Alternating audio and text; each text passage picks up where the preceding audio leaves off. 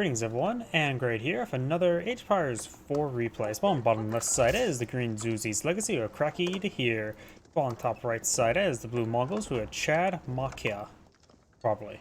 Don't know how to pronounce any sort of name.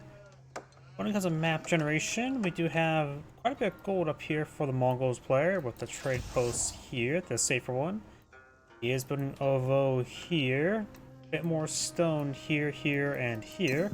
While he does have a large stone deposit, boar and deer pretty close by each other with some stone. So this actually may be a good expansion location. You can get the Ovo easily redeployed next to a food here, gold. So this may actually be a great expansion location first. It's all nice, congested, easy to protect, especially when Mongols don't have access to palisade walls. And we do see wood being clicked up first, so he's probably going to eye for a spearman rush. He does find a handful of sheep. Going for a bit of gold now. Does have the impure official here. He only needs to collect up a small amount of gold. He always can supplement his gold income with a bit of taxes if he has trouble. And oh yeah, the other deer deposit for the Mongols is right there. For Chinese, the deer and boar is pretty far away from each other with a bit of stone and gold here. It's not really a great expansion direction. Berries are not super great, but at least with Imperial Official they get plus 20% drop off, so they're reasonable. A reasonable food source, especially compared to Mongols' berries, which Mongols have like one of the worst economies in the entire game. And down here we do have gold, berries, more gold, and more stone down here. So it's probably a better direction for the Chinese player to expand to the right rather than try and expand to the left at first. We actually do got gold being collected on up. He did go for 150 wood, and we may aim for some early Keshiks, but that's just a guess. And let's go and fast forward in the eco phase if I got to hit that. My first stream of the day, I'm always a little bit off. But then again, I'm just me. I'm always off.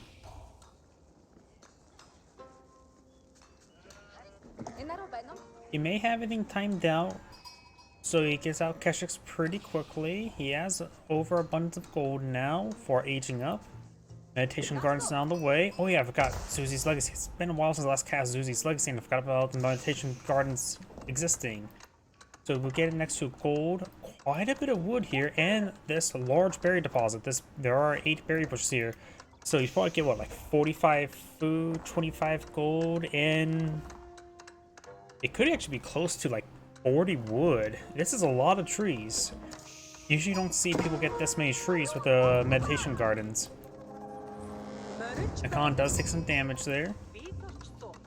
And we got the deer stone with a stable there. He is going to find some early Keshiks.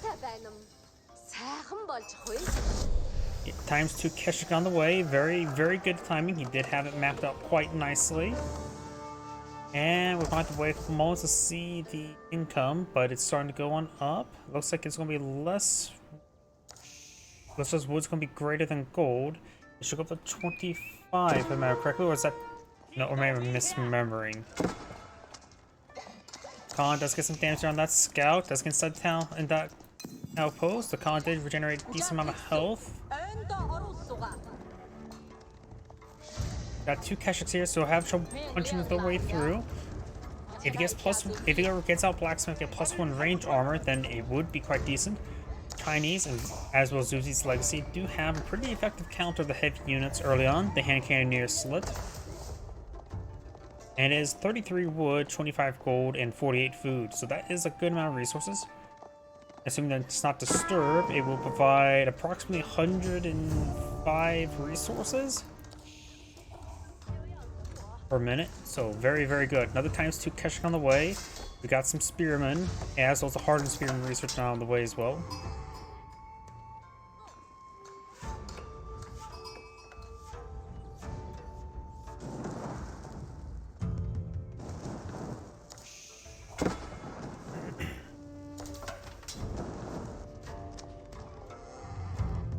He is taking time to kill off the deer, but not corralling them to like a little pile for a gear to come forward. So this is interesting play, though I suppose you can always migrate the gear around to these pairs of deer, but moving around the gears are not fun.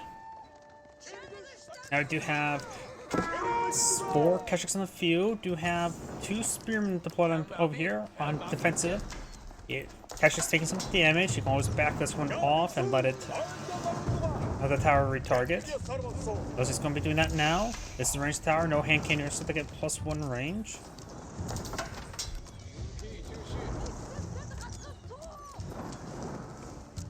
He has manually targeted there. Very nice. Pretty close to getting a torch. Oh, don't charge into that. Does start falling on back.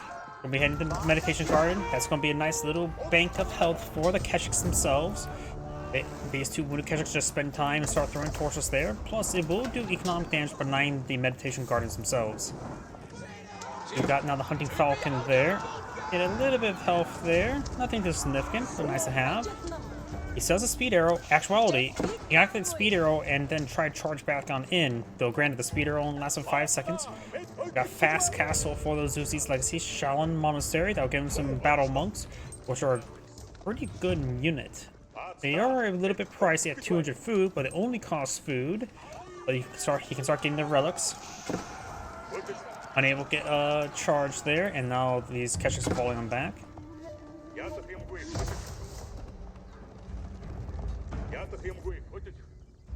Villagers migrating up north to the berries. He may be out of sheep. He is out of sheep. Looks like maybe the Mongol player had trouble cooking up sheep. Obtain the wild sheep. As berries are not a good food source, he is putting a large number of villagers on berries. At least the Yam network will at least make them move a little bit faster in between deposits. Oh, he went for the gold deposit. My bad. And going for Stepward Out, he is going to be eyeing for external gold before internal gold. It may be a good idea. We got Spearman being followed by the Zuzi's Legacy. So if he can just keep these Keshiks alive and let them just go around raiding, he could try something stupid and go for a fast Imperial to get out the Cognitive Palace, which will provide massive value over time, especially if you go for it early, since you have plenty of spare population space. And then do something more stupid and get tech advantage. Magadai could do some decent work, similar to like Zunchnu's, with high attack speed, lower damage. Like I said, stupid ideas. But the Khan himself, if he ages up, will get goes from like 3 damage to, or 4 damage to like 20, something actually reasonable. Kesh is doing a good job of running around. Both players now in Castle Wage do have 2 battle monks on the field, Shaolin monks. That's a scout. Does use a speed arrow there. Does get some good strikes there on that scout, and does take the scout there. Now the Khan's up with 6 damage. Exotic Doggo getting some bites there. He could try conversion, but probably will not get the conversion off in time. Veteran Keshik research now deployed on the field. Got some Palace Guard being put on the field, some early Palace Guard. Right now, the Chinese players just being crowd saving space. Stepward Out is... Oh, looks like he never queued his units back onto gold. He orders units to build the monastery and they get automatically retasked to wood and not to any sort of other resource. Look at the stab there. So his villagers were gathering up wood. Maybe that was on purpose. He has spent the wood he collected on up and do got now a pair of man-arms to field. Maybe he did collect that wood up on purpose. I don't know. There's now a Shaolin Monk there. If remember, I saw that correctly, I don't think Shaolin Monks do properly get the +1 relic down there. There's a large number of spearmen there. Keshiks, ooh! It's not carrying a relic, though. We're gonna have to dive it. Not really worth diving it. We've got multiple man-at-arms on field. And Mongol man-at-arms, if I remember math correctly, comparing Palace Guard to the Mongol man-at-arms. Imperial Age, they will beat out the improved army tactics, so Mongol man-at-arms can be decent. They're not super powerful, but they do have at least a good step above other more man-at-arms based civilizations. But simply put, the improved army tactics is actually better than English's armor-clad. So without the influence of network castle and network citadels, Mongol man-at-arms will beat English man-at-arms in 1v1 combat with that upgrade. Between those two upgrades. But granted, there's always bigger other effects in play. We do now have the separate out being retasked. One thing that's also different is Palace Guards move decently quick, so they're able to hit these villagers. Mongol man-at-arms can do the same with the Yam network research, but he has not researched the Yam network. No, he does actually have the Yam network. I mean, he doesn't have access to the Yam network in that region, or actually man-at-arms. He is going for a big round of pastures, so he's not eyeing to pull out another ovo. And then some deer here, no gear, may want to get the gear. And if he doesn't really want to take on that boar, he can set the Keshiks over here to do that. Here we go, got a gear rotating around. Separate out, redeployed here. He does have a good number of man-at-arms field, but now got a round of crossbows, so he may be going to cool off the man-at-arms production.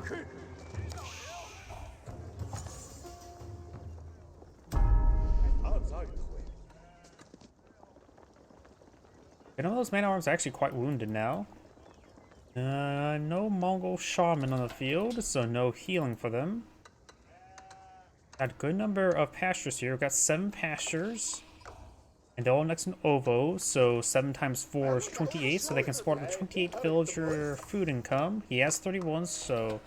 But some of that is deer over here. So you will get a bit of a surplus of sheep, which is good.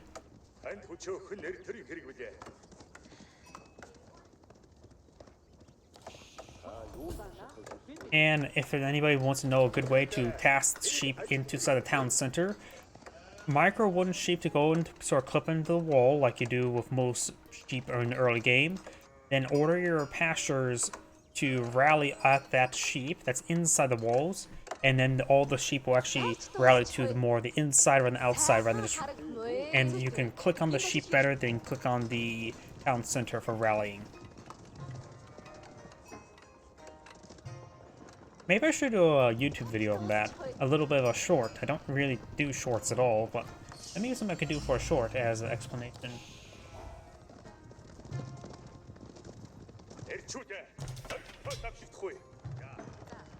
One moment, I think I see something wrong with my stream.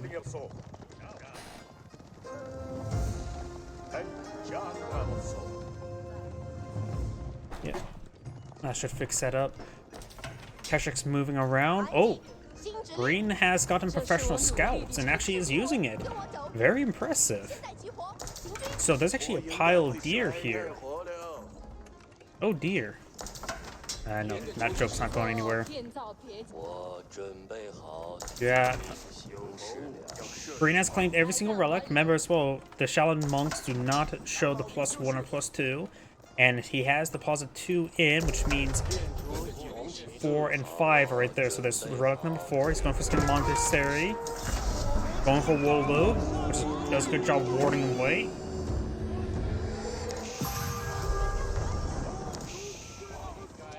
And he can always go for some pagodas later on, but he needs to be Yuan Dynasty to get pagodas. So he could try advancing to the next dynasty. Or get out pagodas. The Chinese players also has 3 town centers. I've not been paying attention to how many town centers. So the Chinese players are going to be start spiking village numbers. He almost has enough gold to age on up. The village number is actually not too significantly ahead.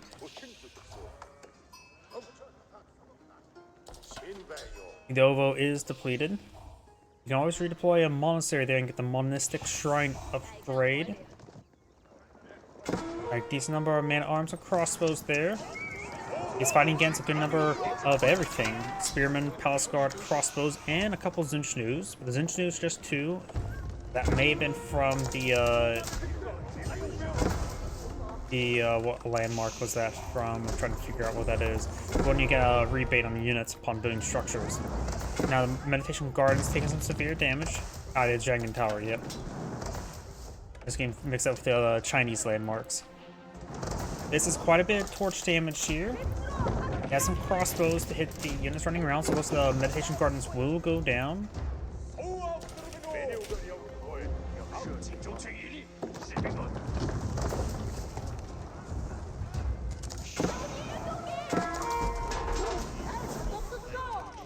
Those units are going down.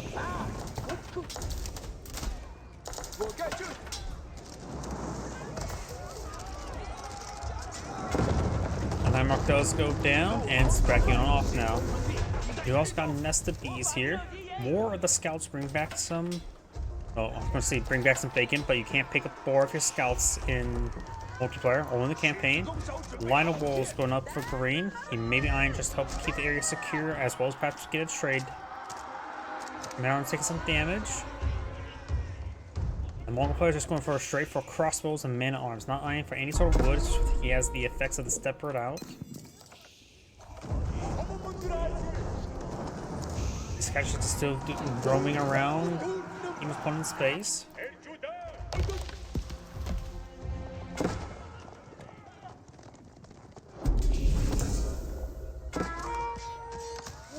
John Monk takes some damage there. Good volley down those mana arms.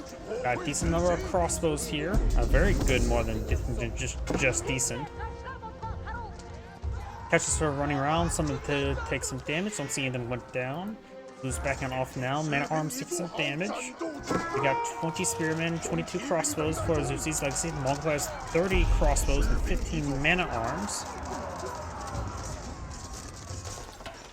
Problem is, crossbows are not really the unit the Mongol player wants at this moment. Regular archers probably do a little bit better at the moment, but he's been so focusing on a gold-based economy and not really getting a whole lot of wood.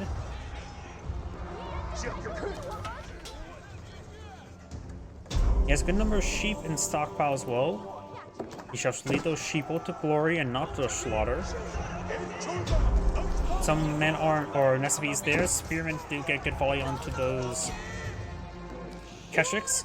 Additionally, the Khan's arrows on cooldown. We do not see the whistling arrow. He really should either get the whistling arrow to zoom. Either increased attack speed arrow or the increased armor speed or armor arrow would both be very useful in next coming conflict. Deerstone should be 4, which will apply to Yellow network, using Deerstone aggressively. Less common, but a bit more feasible on defense. And his crossbows just getting knotted by those nested bees. Another volley of them gets hit there. Holding the crossbows really main. Keshik's charging way forward. Flanks on in. He'll be punching his way forward now. Crossbows take some damage.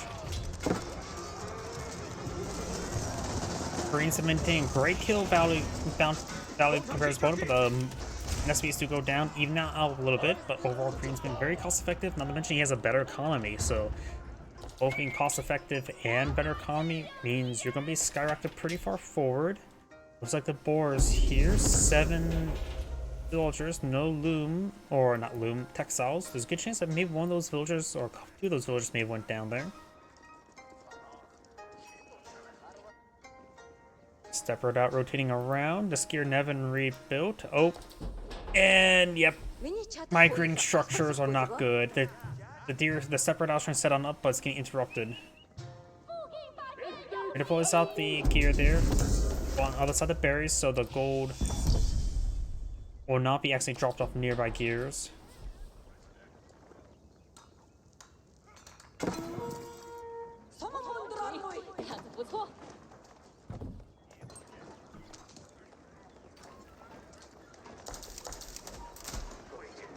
As of right now, he needs to find something to deal with this force. He has his fighting against spearmen, crossbows with a back line of Nesabis. Soon gonna have 5, 2 spring galls in the build queue. And maybe... Am I going to say something stupid? Would Magadai actually be useful in this situation? Probably not. Either way, we do have now these man arms pushing way forward. Trying to torch down that wall. Got a spring gold in placement here. Khan goes down. Maybe trying to get a scouting arrow, but does spot this gigantic army.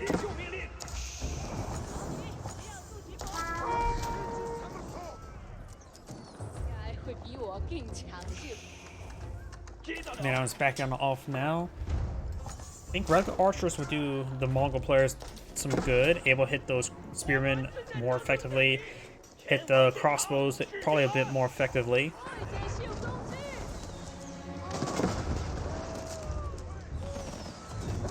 Zuzi's legacy economy is doing quite well, has a massive wood reserve, good gold reserve. He is out of here. Nope, there's actually still some deer remaining. There's the farm economy going on up. I was not paying attention, but we got a massive number of granaries, some mills. This area is going to be bringing the food. I wonder if that affects berry collection rate as well. It says farm collection rate. I'm just wondering if it also affects berries.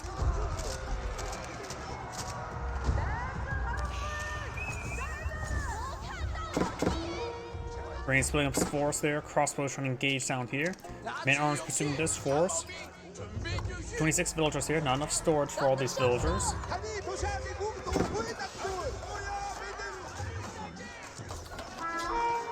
Does have 15 villagers there, providing some good fire support.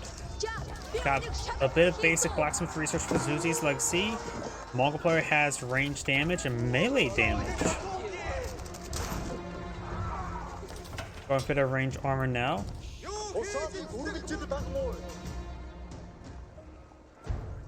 Mongol player has no more stone on income.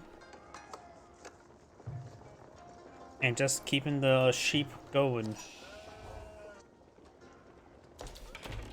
Temple Sun now being built right here. This should give him access to configurable bonuses, as well as age 4. He also has plenty of gold and other resources, so he can get out his university technology and his elite research no problem.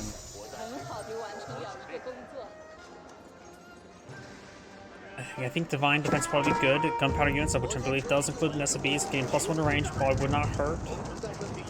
At least not him. SBs firing. And some damage there. Deerstorm has been redeployed, so now he has a bit more mobility. Speaking of mobility, oh, but they're getting annihilated. That is campaign level damage. That is enough SBs to wipe out entire formations. Crossbows here. The Man-at-Arms might have trouble punching through because they were wounded. And the Mongol player backs the game, just lost too many forces on that advance. To say I'm great saying, thank you for watching on the next replay.